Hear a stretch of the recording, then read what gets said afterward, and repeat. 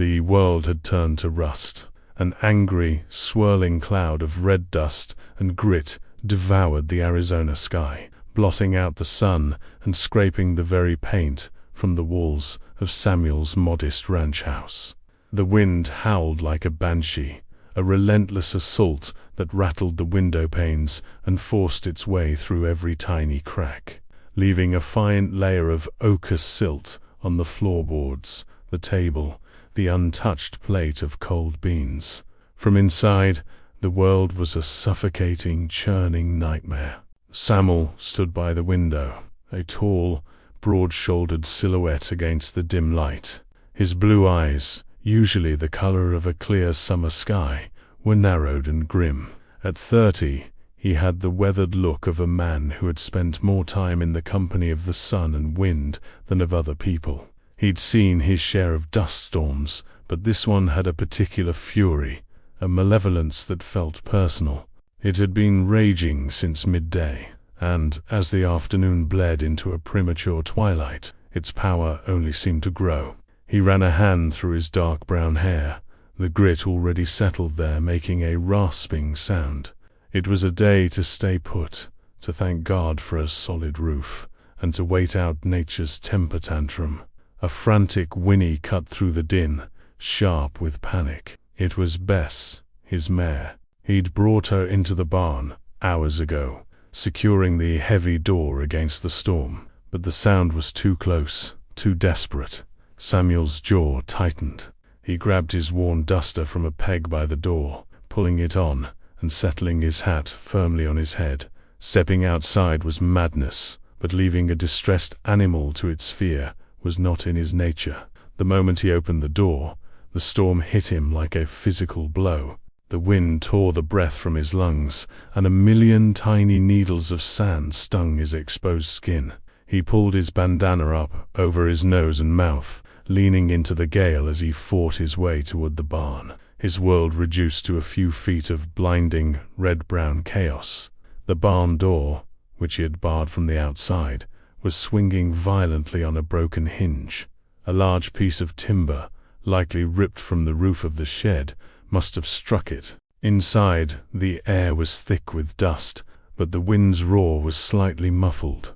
Bess was wild-eyed, her coat matted with dirt, kicking at the walls of her stall. He spoke to her in a low, calming voice, the words nearly swallowed by the storm, as he ran a hand down her trembling neck. It was then, as his eyes adjusted to the gloom, that he saw it.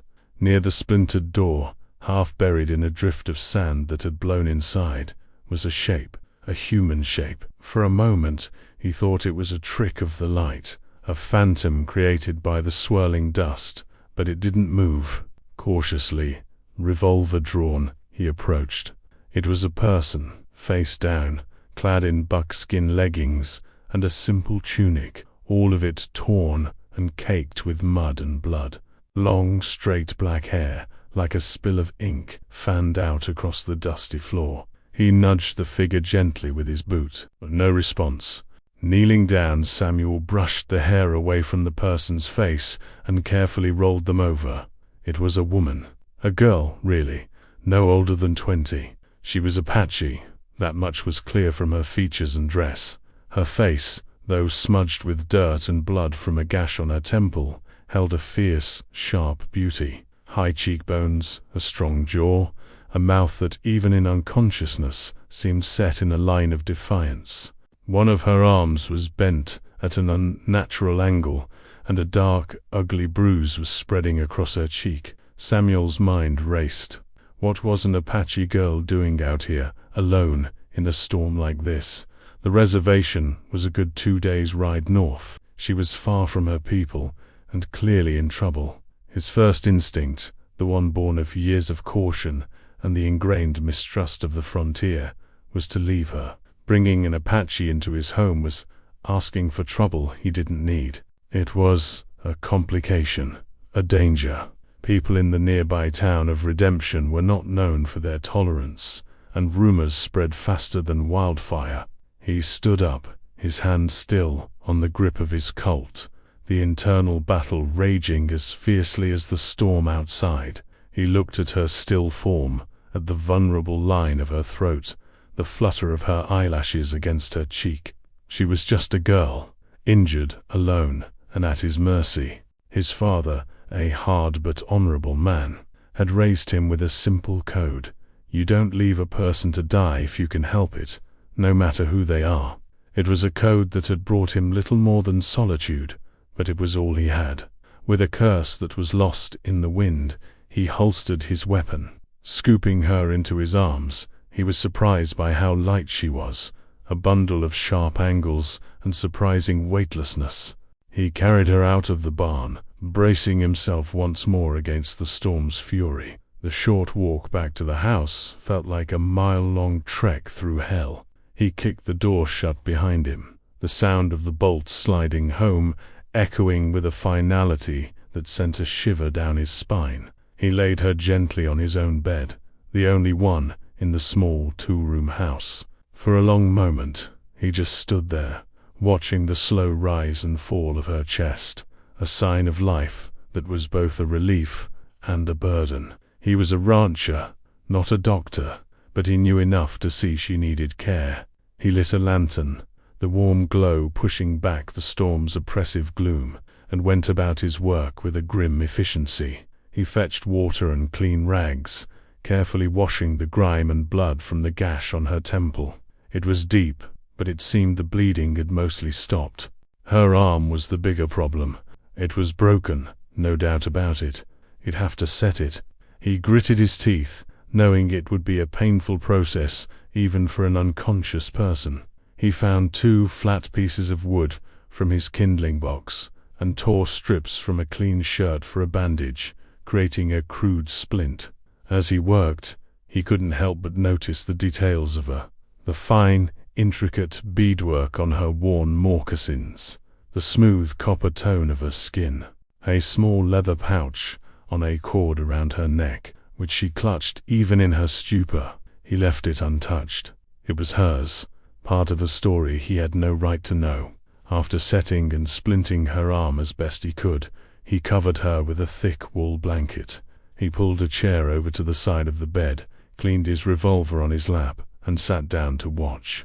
The storm raged on, but inside the cabin, a new kind of storm was brewing. A quiet, tense stillness filled the room, thick with questions and potential danger. He had brought a stranger, a fugitive, a ghost from the wilderness, into the heart of his solitary life. He had no idea who she was, or what she was running from. He only knew that he had crossed a line, and there was no going back. Hours passed. The storm's fury began to subside, its howls softening to a mournful moan. The red dust began to settle, and a sliver of pale moonlight found its way through a gap in the clouds, painting a stripe across the floor. Samuel must have dozed off, his head slumped against his chest, the heavy revolver resting on his thigh. A sharp intake of breath snapped him awake.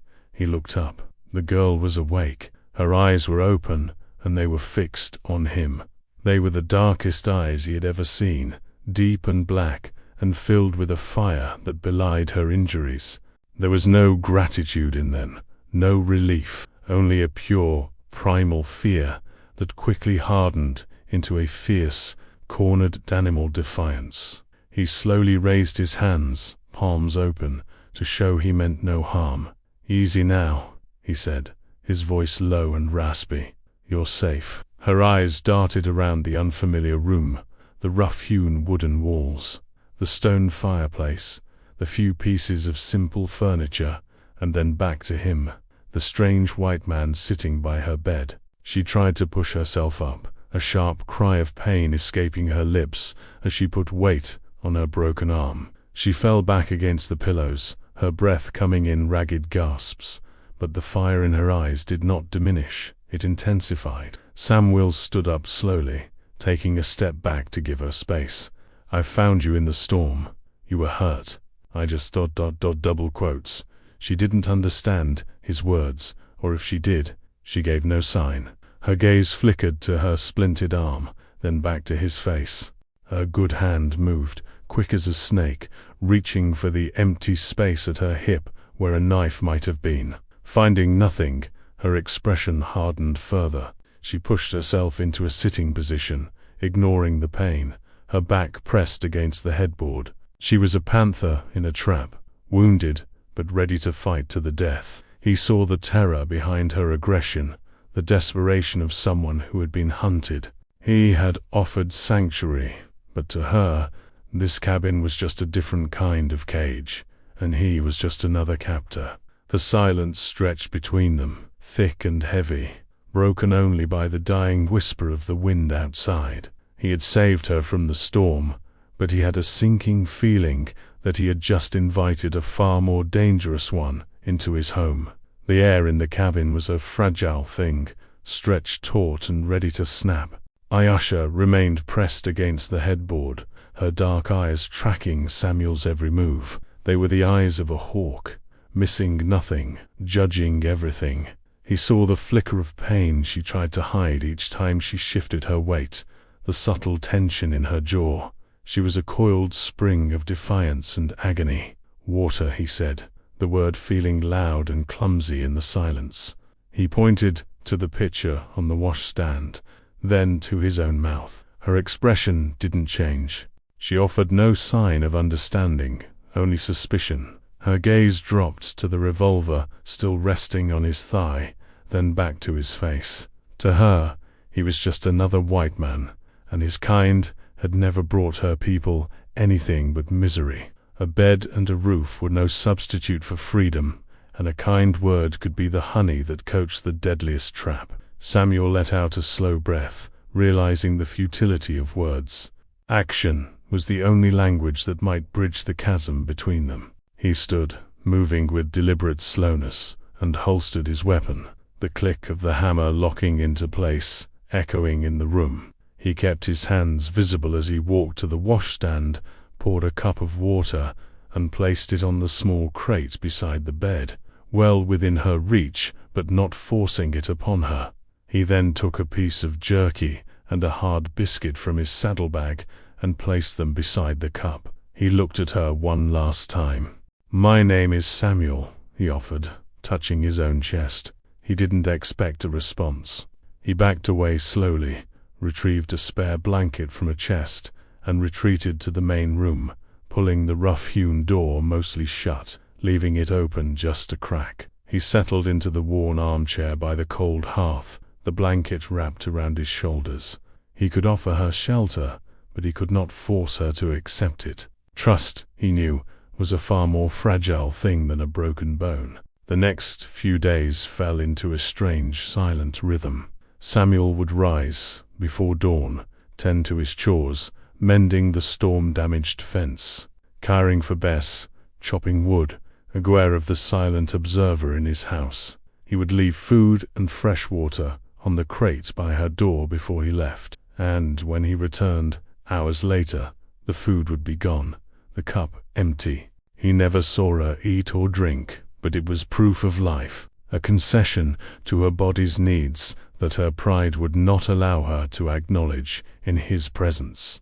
He knew he had to check her injuries.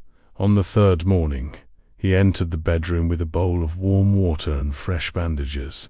She was sitting up, her good hand resting protectively over her splintered arm. The moment he crossed the threshold, she tensed, her body becoming rigid. He stopped, holding up the bowl and bandages as a peace offering. He gestured toward her arm, his expression calm, his movements slow.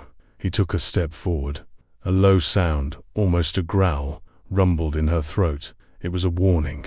He took another step. She flinched, scrambling back until she was flush against the wall, her eyes blazing with a desperate fire. She would fight him, broken arm and all. Samuel froze. He'd seen that look before, in a Mustang he'd once tried to break too quickly. It was the look of a spirit that would shatter before it would bend. He placed the bowl and bandages on the floor, a good distance from the bed, and backed out of the room, his heart heavy with a frustration he couldn't name. An hour later, when he glanced through the crack in the door, the fresh bandages were on her arm, clumsily applied with one hand, and the old soiled ones were in a neat pile on the floor. Her intelligence was as sharp as her pride. She was a survivor. Slowly, almost imperceptibly, the walls began to crack. One evening, he returned from the fields, bone-weary and covered in dust, to find her standing by the window in the main room, looking out at the vast, empty landscape that was his home. The setting sun cast her in silhouette, a slender, proud figure against the fiery sky.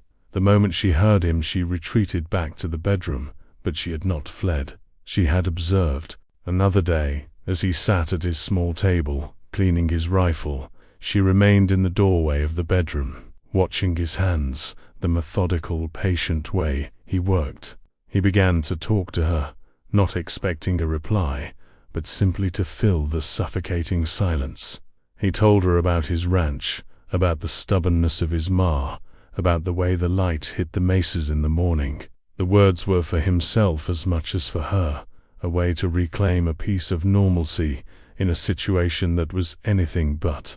She would listen, her head tilted slightly, her expression unreadable. He wondered what she was thinking, what horrors she had seen, what life she had been ripped away from. After a week, his supplies were running low.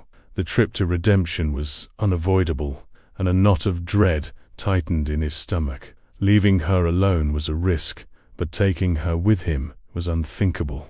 The town was a viper's nest of gossip and prejudice. An Apache woman, especially a beautiful young one, would be met with suspicion at best, and outright hostility at worst. He tried to explain, using simple gestures. He pointed to the nearly empty flour sack, then to himself, then made a motion of riding away. He pointed to the sun, then moved his hand across the sky to indicate he would return by evening. She watched him, her dark eyes narrowed in concentration. He couldn't be sure if she understood, but when he turned to leave, she gave a single sharp nod. It was the first real communication that had passed between them. Redemption was as welcoming as a mouthful of sand. The town baked under the relentless sun, its single dusty street lined with false-fronted buildings and sullen faces.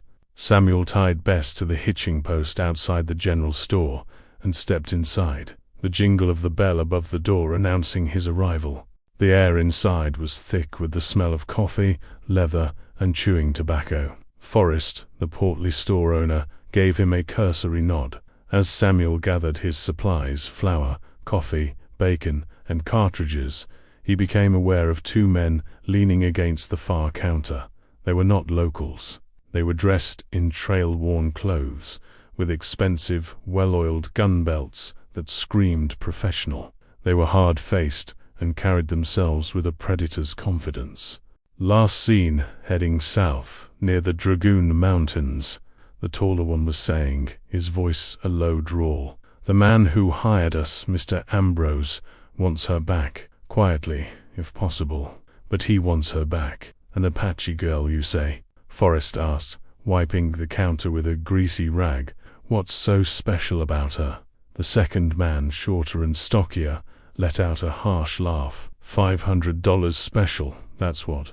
Ambrose says she's his property, a runaway. Thinks she's some kind of wild thing that can't be tamed. He spat a stream of tobacco juice into a nearby spittoon. "For that kind of money, I'd track the devil himself through hell." Samuel's blood ran cold. His hand froze above a sack of beans. He kept his back to them, pretending to inspect a row of canned peaches, but his ears strained to catch every word. "Described her as having eyes like chips of obsidian," the tall one continued, "and a spirit to match." "Dangerous," he said. Samuel's heart hammered against his ribs. There was no doubt. They were talking about her, Ayasha. She wasn't just lost or in trouble. She was being hunted, and not by the law, but by men hired by someone named Ambrose, a man who spoke of her as a piece of property, a powerful man, to be offering such a reward. He quickly paid for his goods, avoiding Forrest's inquisitive gaze, and left the store. The world outside seemed sharper, more dangerous. Every shadow seemed to hold a threat. Every stranger's glance felt like an accusation. The bounty hunters were here, in Redemption. How long until they started searching the outlying ranches? How long until they came knocking on his door? The ride back to the ranch was a blur of anxiety. The sanctuary he had offered her had become a prison for them both. When he arrived, the sun was low in the sky, painting the landscape in hues of orange and purple. He unsaddled Bess with frantic energy, his eyes scanning the horizon.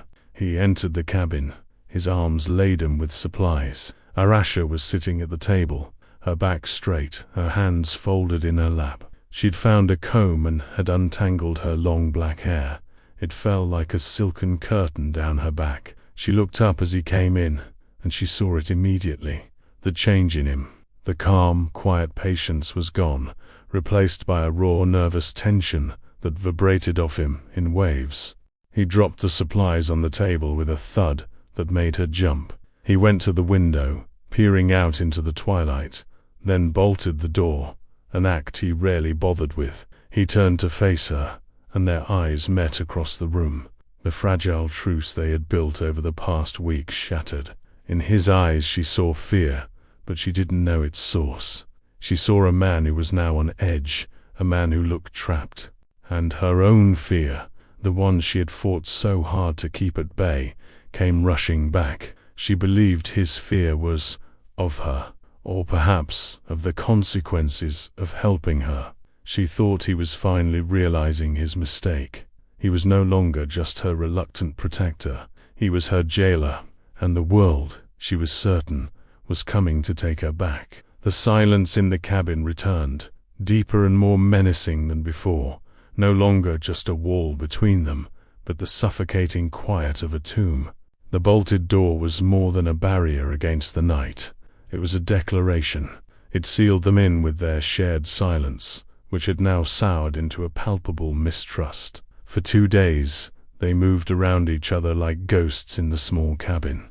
Samuel's every action was laced with a grim tension, his gaze constantly drifting to the windows, his hand never far from his hip. Ayasha interpreted his anxiety as regret, his caution as a sign that he was preparing to betray her. She ate little, her body held in a state of constant readiness, her splinted arm a dull, throbbing reminder of her helplessness. The breaking point came on the 3rd night. A coyote howled in the distance, a lonely, mournful sound that seemed to seep through the walls. Samuel sat at the table, cleaning a lantern chimney, his movements jerky and agitated. Ayasha watched him from the shadows of her doorway, a wraith of suspicion. He could feel her eyes on him, and the injustice of her fear finally boiled over. He slammed the glass chimney down on the table, the sound making her flinch violently. He stood up, his chair scraping loudly against the floorboards. "Do you think I'm the danger?" he demanded, his voice a low, frustrated growl. He took a step toward her, and she instinctively shrank back. Seeing her reaction, a wave of regret washed over him, and he stopped, running a hand through his hair in exasperation. "No, that's not what I mean," he sighed, the anger draining out of him, leaving only a deep weariness. "The danger isn't in here," he said, his voice softer now. He gestured helplessly at the sturdy walls of his home. "It's out there." He pointed toward the bolted door. "It has a name. It has a price on your head." Ayasha's eyes widened. She stared at him, her lips slightly parted. All this time, she had been guarding herself against the man who had saved her, while he had been trying to shield her from the world that was hunting her. Slowly, she stepped out of the doorway and into the faint light of the main room. She moved to the hearth, where a low fire cast flickering shadows on the walls, and sank to the floor, tucking her legs beneath her. She stared into the flames, the firelight dancing in the depths of her dark eyes. Samuel remained standing, watching her, feeling a subtle shift in the air between them. The wall of silence had been breached. After a long moment, she spoke. Her voice was low and soft, but it carried a surprising strength, and it was imperfect, unaccented English. "They will not stop." The words hung in the air, simple and chilling. Samuel was stunned into silence. She could speak his language. She'd had understood everything he'd said from the very beginning. Every clumsy attempt at communication, every rambling monologue. She had chosen silence as her shield, her last line of defense. That she chose to speak now was a profound act of trust, a laying down of arms. He moved slowly and quietly, pulling the armchair closer to the fire and sitting down, giving her space, but joining her in the circle of warmth. He waited. He knew, instinctively, that this was her story to tell, in her own time. "My mother was Apache," Ayasha began, her gaze still fixed on the mesmerizing dance of the flames. "She was of the Chiricahua people. She was a healer, wise in the ways of the earth. She saw beauty in everything." A faint, sad smile touched her lips. "My father is a white man." She paused, gathering her strength. Samuel could hear the pain laced through her quiet words.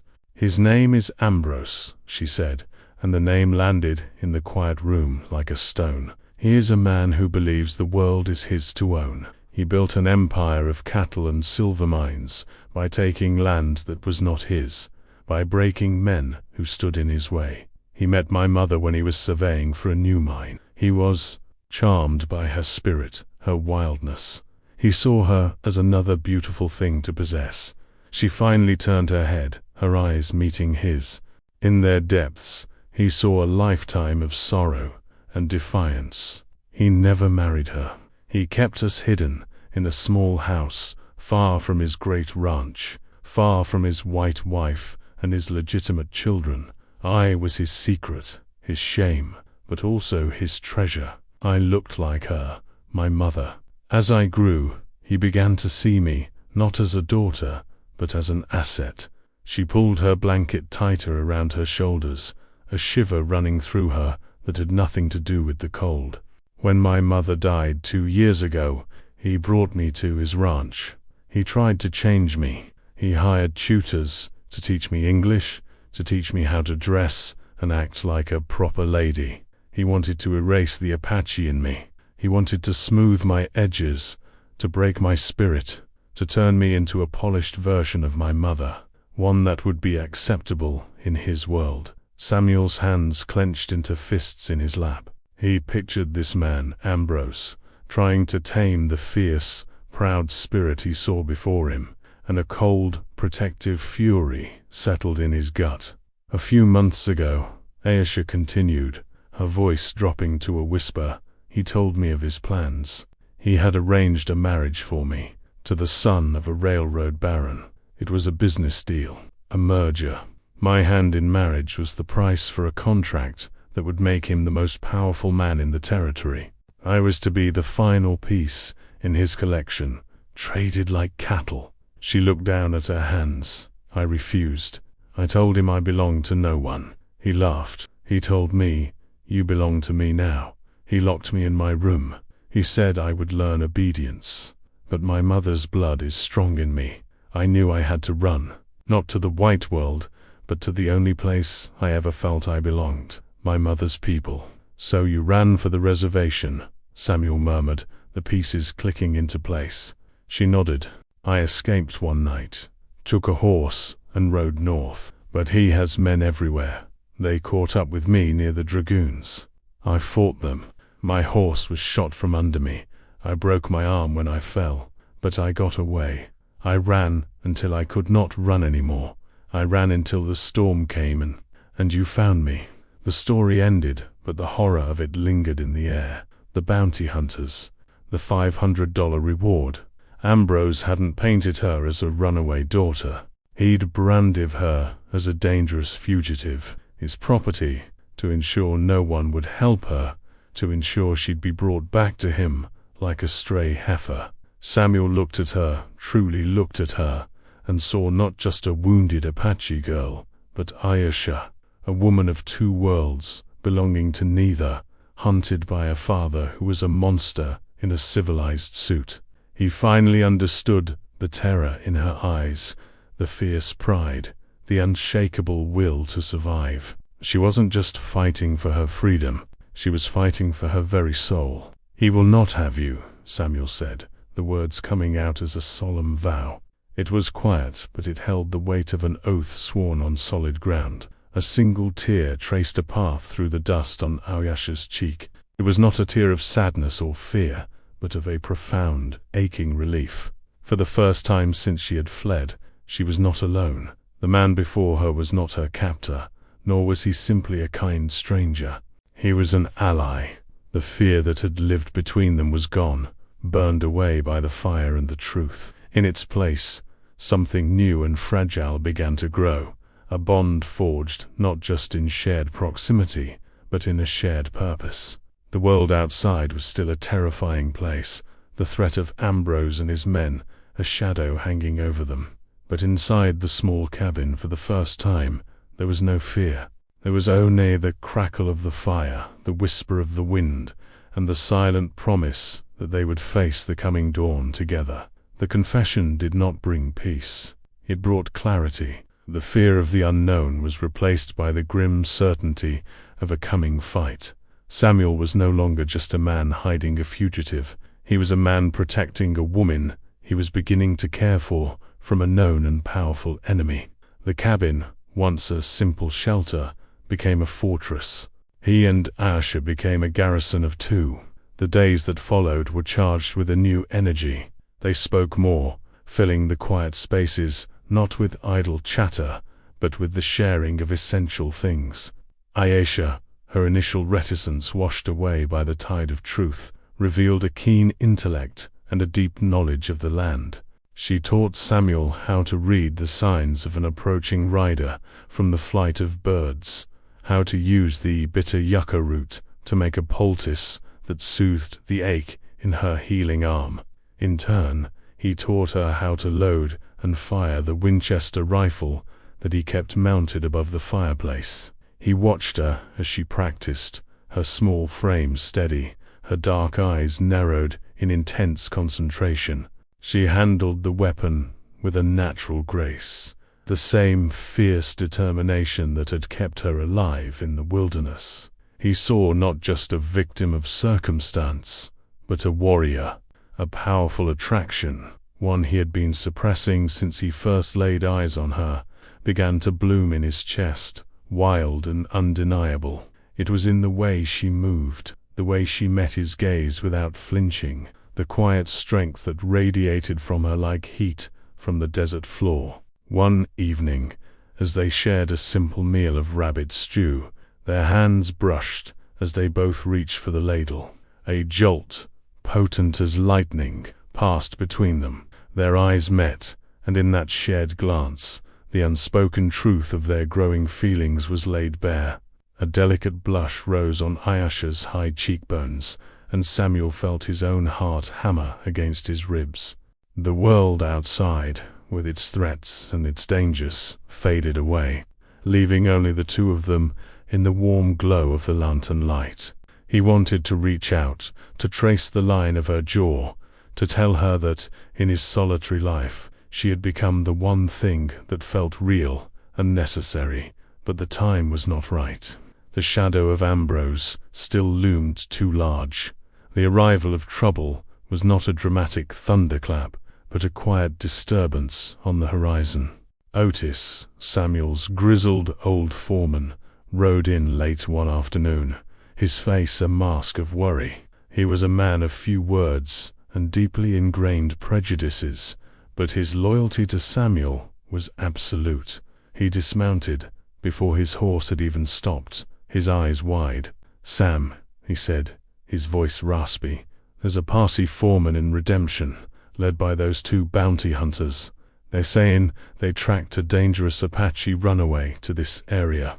They're offering local men $20 a head to help flush her out. They're planning to sweep the whole valley, ranch by ranch, starting tomorrow at dawn." Samuel's face went pale. He had hoped for more time. He glanced toward the cabin, where he knew Ayasha would be watching from the window. "Otis, it's not what you think."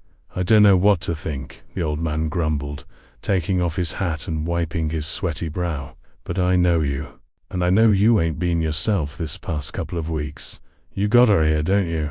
Samuel didn't answer, but the look on his face was enough. Otis let out a long, weary sigh, his gaze dropping to the dust at his feet. He wrestled with a lifetime of ingrained beliefs, the stories he'd been told about the savages, but then he looked up at his friend, at the desperate, determined set of Samuel's jaw, and made his choice.